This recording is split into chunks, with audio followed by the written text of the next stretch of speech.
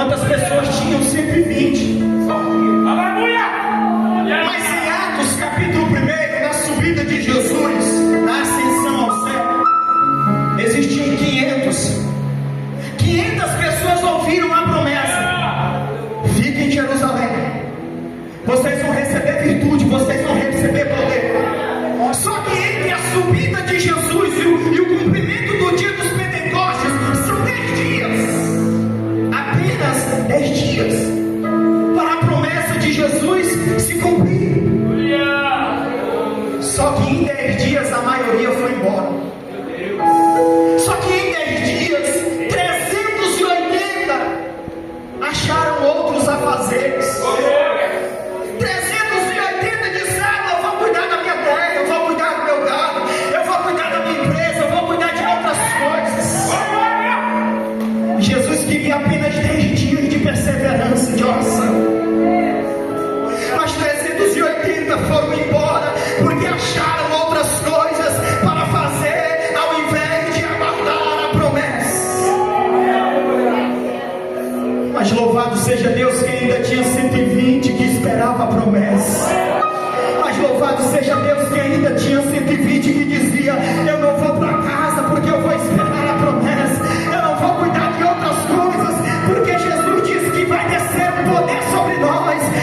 120 deles disseram: nós não vamos sair, vamos ficar em oração, porque nós acreditamos que a promessa de Deus vai cumprir. E eu louvo a Deus porque eu vim na Assembleia de Deus nessa noite. Eu não vim pregar para 380, pastor, que acharam outras programações em casa. Eu vim pregar para 120 que ainda acreditam no poder, que ainda acreditam na promessa, que ainda acreditam na manifestação de Deus no meio do seu povo. Cadê os 120 que acreditam na promessa? Cadê os 120 que ainda estão orando, aguardando a promessa? Pastor, qual é a nossa promessa hoje? A nossa promessa é que Jesus vai voltar, mas enquanto Ele não voltar, nós viremos cheios do poder de Deus. Nós viveremos, andaremos e viveremos baixando na presença de Deus, sendo cheios do poder de Deus.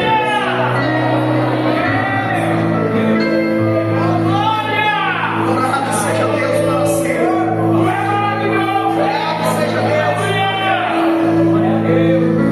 Louvado seja Deus por quem ainda permanece de pé aguardando a promessa.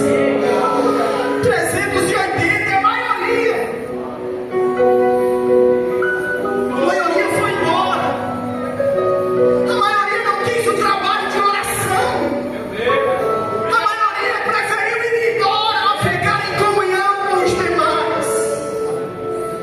Mas louvado seja Deus que Ele não olhou para a maioria, mas Ele olhou e disse: ainda tem Pedro orando, ainda tem João orando, ainda tem outro discípulo orando, ainda tem alguém buscando. E chegou o dia dele derramar o seu espírito.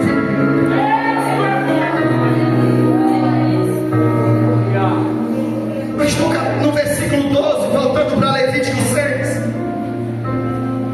a palavra diz que o sacerdote pela manhã acenderia lenha sobre o altar, porque o fogo não poderia se apagar, fazia os trabalhos durante o dia, à noite iam descansar.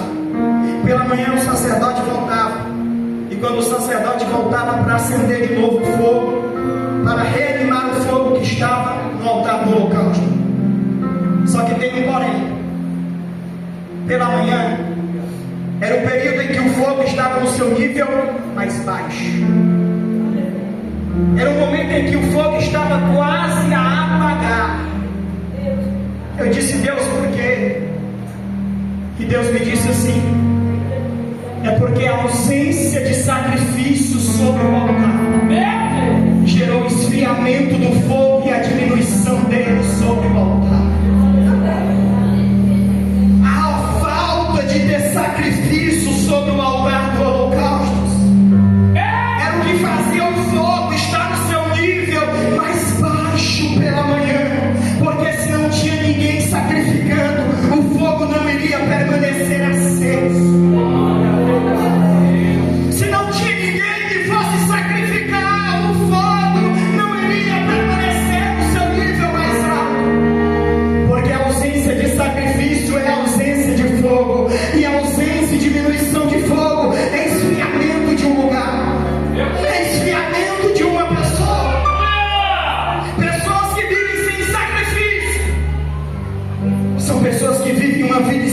ao fim. Por muitas das vezes quase morro, porque a ausência de sacrifício gera ausência de fogo na vida. É por isso que por aí tem muitos lugares frios. É por isso que por aí tem muitos lugares mornos.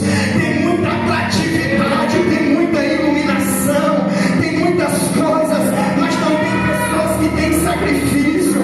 Mas eu louvo a Deus que ainda existe Assembleia de Deus séria, pessoas que têm sacrifício, pessoas que ainda vão para o joelho, pessoas que ainda vão para o jejum, pessoas que ainda vão para a campanha, pessoas que ainda derramam lágrimas, porque se tem sacrifício, tem poder de Deus, porque se tem sacrifício, tem fogo sobre o altar.